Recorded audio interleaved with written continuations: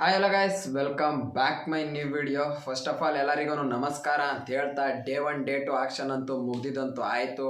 RCB 22 ಪ್ಲೇಯರ್ಸ್ನ ತಗೊಂಡಿದ್ದಾರೆ. 25 maximum ಸ್ಲಾಟ್ನ ತುಂಬೋದಿತ್ತು, but ಆ ಥರ ಮಾಡೋಕ್ಕೆ ಹೋಗಿಲ್ಲ. ನನ್ನ ಪ್ರಕಾರ 25 ಪ್ಲೇಯರ್ ಅವಶ್ಯಕತೆ ಏನು ಬರೋದೇ ಇಲ್ಲ.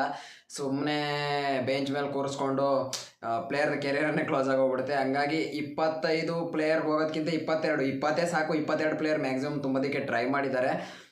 ನಿನ್ನೆ ಆಕ್ಷನ್ ಸ್ಟಾರ್ಟ್ ಆಗೋಕ್ಕೂ ಮುಂಚೆ ಎಲ್ಲರೂ ಎಮೋಷ್ನಲಿ ಆಗಿ ಸಿರಾಜ್ ಅವ್ರನ್ನ ಎತ್ಕೊಂಡಿಲ್ಲ, ಮ್ಯಾಕ್ಸ್ ಅವ್ರನ್ನ ಬಿಟ್ಟು ತಪ್ಪು ಮಾಡಿದ್ರು ಅಂತ ಹೇಳಿ ಎಮೋಷ್ನಲಿ ಆಗಿ ಬೇಜಾರಾಗಿದ್ದು ಉಂಟು. RCB ಅವ್ರಿಗೆ ಯಾವ ಥರ ಆಕ್ಷನ್ ಮಾಡಿದ್ದಾರೆ, ಡಬ್ಬಾ ಮ್ಯಾನೇಜ್ಮೆಂಟ್ ಅದು ಇದು ಅಂತ ಎಲ್ಲರೂ ಬೈದಿದ್ರು. ನಾನು ಕೂಡ ಡೆಡಿಕೇಟೆಡಾಗಿ ವೀಡಿಯೋ ಮಾಡಿ ಬೈದಿದ್ದೆ. ಬಟ್ ಡೇ 2 ಆಕ್ಷನಲ್ಲಿ ನಾನು ವೀಡಿಯೋ ಮಾಡಿ ಹಾಕಿದ್ದೆ. ಬಟ್ ಎಲ್ಲರೂ ಅನಾಲಿಸಿಸ್ ಮಾಡಿದ ಪ್ರಕಾರ ಮತ್ತು ಫ್ಯಾನ್ಸು ಹೇಳಿದ್ನು ಸ್ವಲ್ಪ ತಲೆಗೆ ಹಾಕ್ಕೊಂಡು, ಇಲ್ಲ ಡೇ 2ಲೇ ಕಾಯ್ತಾ ಇದ್ರೆ ಏನೋ ಗೊತ್ತಿಲ್ಲ, ಬಟ್ ಪರ್ಸ್ ವ್ಯಾಲ್ಯೂನ ಇಟ್ಕೊಂಡು ಮಸ್ತಾಗೇನೆ ಟೀಮ್ ಪಿಕ್ ಮಾಡಿದ್ದಾರೆ. ಈ ಟೀಮ್ನ ನೋಡಿದ್ರೆ ಒಂದು ದಮ್ ಇದೆ ಅಂತಲೇ ಹೇಳ್ತತೆ. ಇಷ್ಟು ವರ್ಷ ಮಾಡಿರೋ ಪಿಕ್ಕಲ್ಲಿ 2016 ಬಿಡ್ತು ಅಂತಂದರೆ ಒಂದು ಮಸ್ತ್ ಟೀಮು ಈ ವರ್ಷನೇ ಅಂತ ಕಾಣಿಸುತ್ತೆ. ಈ ಲಾಸ್ಟು 5-6 ಇಯರ್ಸಿಗಿಂದ ಅಷ್ಟೊಂದು ಟೀಮು ಬೌಲಿಂಗಲ್ಲಿ ನೀಟಾಗಿ ಪಿಕ್ ಮಾಡ್ತಾ ಇರಲಿಲ್ಲ. ಒಬ್ಬ ಬೌಲರ್ ಸಿರಾಜನೇ ಲೀಡ್ ಮಾಡ್ಕೊಳ್ತಾ ಬರ್ತಾಯಿದ್ರು ಒಂದು 3 ಇಯರ್ಸಿಂದ.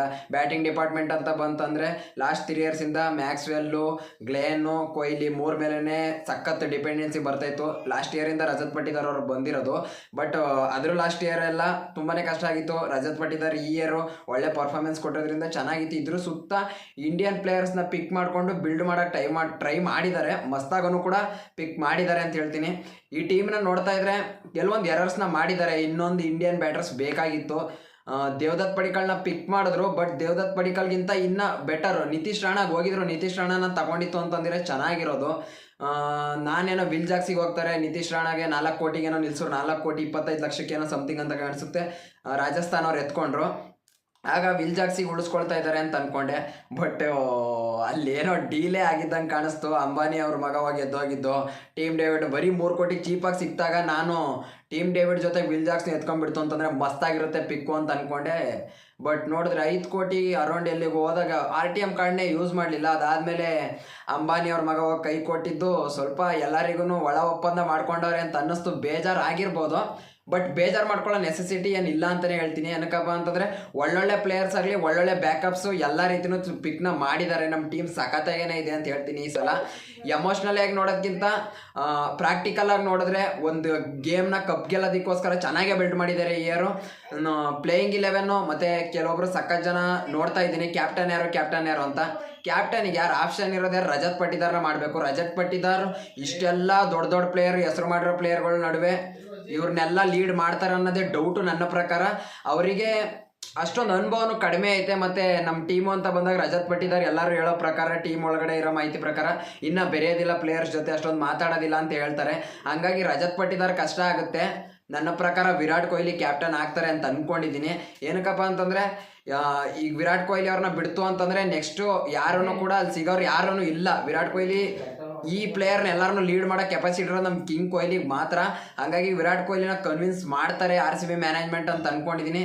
ಕನ್ವಿನ್ಸ್ ಮಾಡಿದ್ರೆ ವಿರಾಟ್ ಕೊಹ್ಲಿ ಕನ್ವಿನ್ಸ್ ಆಗ್ತಾರಾ ಅಂತ ಅನ್ನೋದೇ ಒಂದು ದೊಡ್ಡ ಡೌಟು. ಆಗೋದಿಲ್ವೇನೋ ಅಂತ ಅಂದ್ರೂ ಕೂಡ, ಬಟ್ ಕನ್ವಿನ್ಸ್ ಆದರೆ ಮಸ್ತಾಗಿರುತ್ತೆ. ವಿರಾಟ್ ಕೊಹ್ಲಿಗೆ ಇನ್ನೊಂದೇ ಒಂದು ಕಪ್ಪು ಬಾಕಿ ಇರೋದು, ಅದು ನಮ್ಮ ಬೆಂಗಳೂರು ಕಪ್ ಗೆಲ್ಲಬೇಕು ಅಂತ. ಅದು ವಿರಾಟ್ ಕೊಹ್ಲಿ ಏನಾದ್ರು ಕ್ಯಾಪ್ಟನ್ಸಿ ತಗೊಂಡ್ರೆ, ಈಗ ಕ್ಯಾಪ್ಟನ್ಸಿನೇ ಬೇರೆ, 2021 ಇದ್ದಾಗಲೇ ಬೇರೆ. 2021 ಇಂಡಿಯನ್ ಟೀಮ್ ಎಲ್ಲಾನು ಲೀಡ್ ಮಾಡ್ತಿದ್ರು.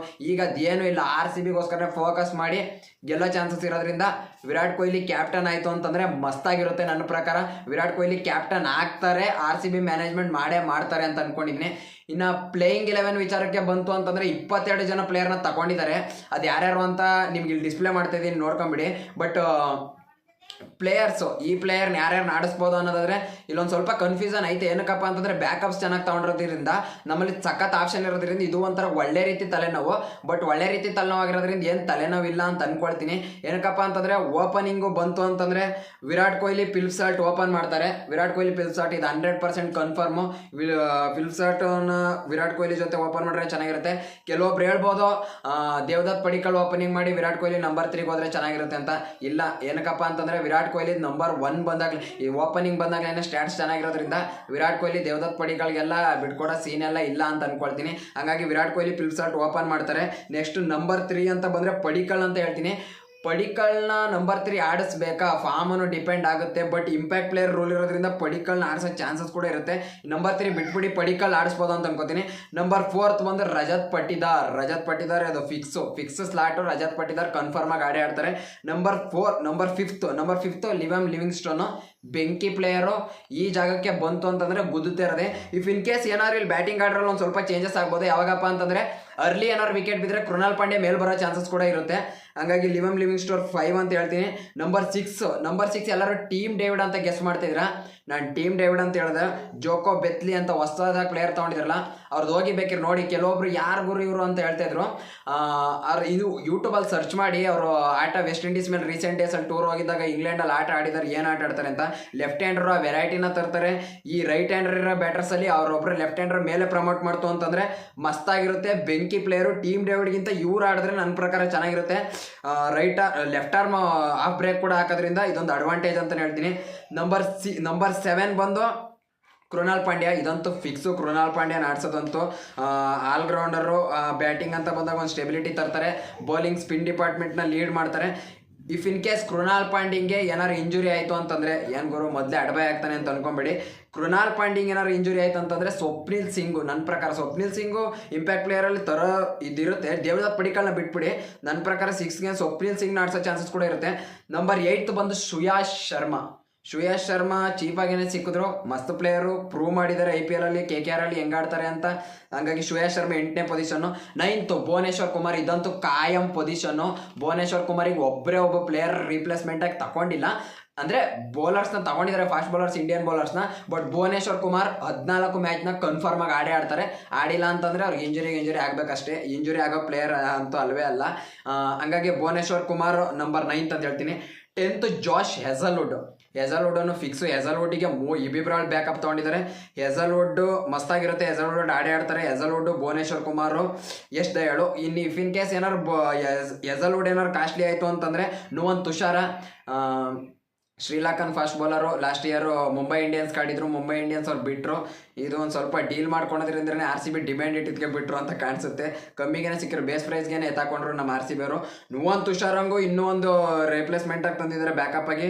ಅದು Lungi Ngidi South African fast bowler.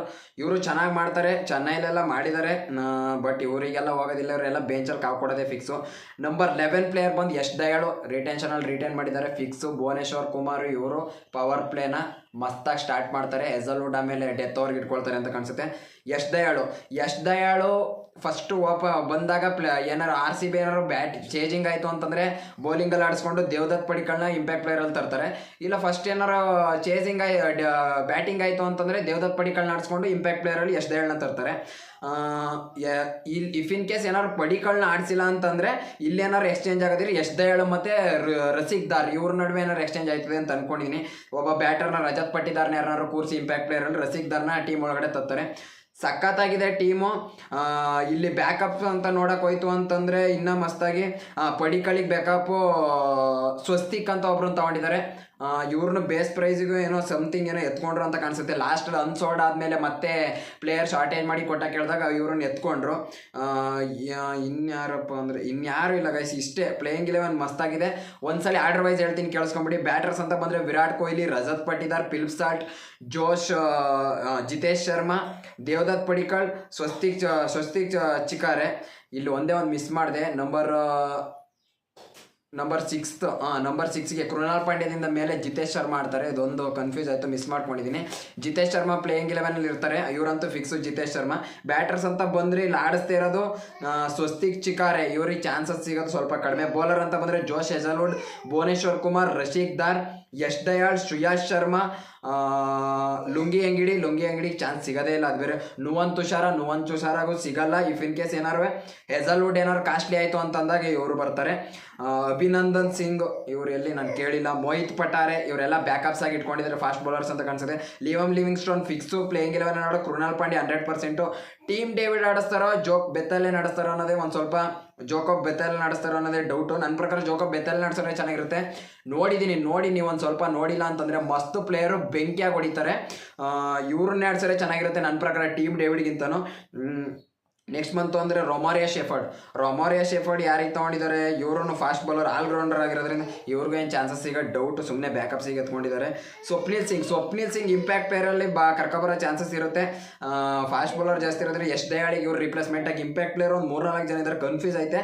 But Swapnil Singhu bowling batting ಎರಡನ್ನೂ ಮಾಡೋದ್ರಿಂದ ಇವ್ರಿಗೆ ಚಾನ್ಸ್ ಸಿಗೋದು ಕೂಡ ಇದ್ದೇ ಇರುತ್ತೆ. ಮನೋಜ್ ಪಾಂಡಿಗೆ ಏನಕ್ಕೆ ಇಟ್ಕೊಂಡಿದ್ದಾರೆ ಮಗ, ಇವ್ರನ್ನ ಏನಕ್ಕೆ ಎತ್ಕೊಂಡ್ರು, ಸುಮ್ಮನೆ ಏನೋ ಯುಗಾದಿ ಹಬ್ಬ ಕನ್ನಡ ರಾಜ್ಯೋತ್ಸವ ವಿಶ್ ಮಾಡೋಕ್ಕೆ ಎತ್ಕೊಂಡಿದ್ದಾರೆ ಅಂತ ಕಾಣಿಸುತ್ತೆ. ಇಲ್ಲ ಗುರು, ಬಟ್ 3 ವರ್ಷದಿಂದ ಆಡಿಸ್ತಾರೆ, ಪ್ಲೇಯರ್ ಕೆರಿಯರೇ ಕ್ಲೋಸ್ ಆಗೋಗ್ಬಿಡುತ್ತೆ. ಸುಮ್ಮನೆ ಏನೋ ಕರ್ನಾಟಕದವ್ರು ಎತ್ಕೊಬೇಕು ಅಂತ ಎತ್ಕೊಳ್ಳೋದಕ್ಕಿಂತ ಒಂದು ಚಾನ್ಸ್ ಕೊಟ್ಟು ನೋಡ್ತಾರೆ ಅಂತ ಅಂದ್ಕೊಂಡಿದ್ದೀನಿ. ಈ ಸಲ ಕೊಟ್ಟರೆ ಮಸ್ತಾಗಿರುತ್ತೆ. ಈ ವಿಡಿಯೋದಲ್ಲಿ ಇಷ್ಟೇ. RCB ದಮ್ ಇದೆಯಾ ಅಂತ ಕೇಳೋರು ದಮ್ ಇದೆ, ಬಟ್ ಇದನ್ನು ಕೊಹ್ಲಿ ಲೀಡ್ ಮಾಡಿದ್ರೆ ಮಸ್ತಾಗಿರುತ್ತೆ ಈ ಟೀಮ್ನ. ಒಂದು 10 ಔಟ್ ಆಫ್ ಎಷ್ಟು ಕೊಡ್ತೀನಿ ಅಂತ ಕೇಳಿದ್ರೆ ನೀವೇನಾದ್ರು 10ಗೆ 9 ಕೊಡ್ತೀನಿ ಅಂತ ಹೇಳ್ತೀನಿ. 10ಗೆ 10 ಕೊಡಿವೆ 10ಗೆ 10 ಅಂತ. ಬಟ್ ಇಂಡಿಯನ್ ಬ್ಯಾಟರ್ ಇನ್ನೊಬ್ಬ ಮಿಸ್ ಇದ್ದಾನೆ, ದೇವದತ್ ಪಡಿಕ್ಕಲ್ ಏನಾದ್ರು ಫಾರ್ಮಿಗೆ ಬಂತು ಅಂತಂದರೆ ಮಸ್ತ್ ಇರುತ್ತೆ ಟೀಮು. ಈ ವಿಡಿಯೋದಲ್ಲಿ ಇಷ್ಟೇ. ನೆಕ್ಸ್ಟ್ ವಿಡಿಯೋದಲ್ಲಿ ಇದೇ ರೀತಿ ಏನಾದ್ರು ಹೊಸ್ದಾಗಿ ತರೋದಕ್ಕೆ ಇಷ್ಟಪಡ್ತೀನಿ. ಓಕೆ ಫ್ರೆಂಡ್ಸ್, ಬಾಯ್.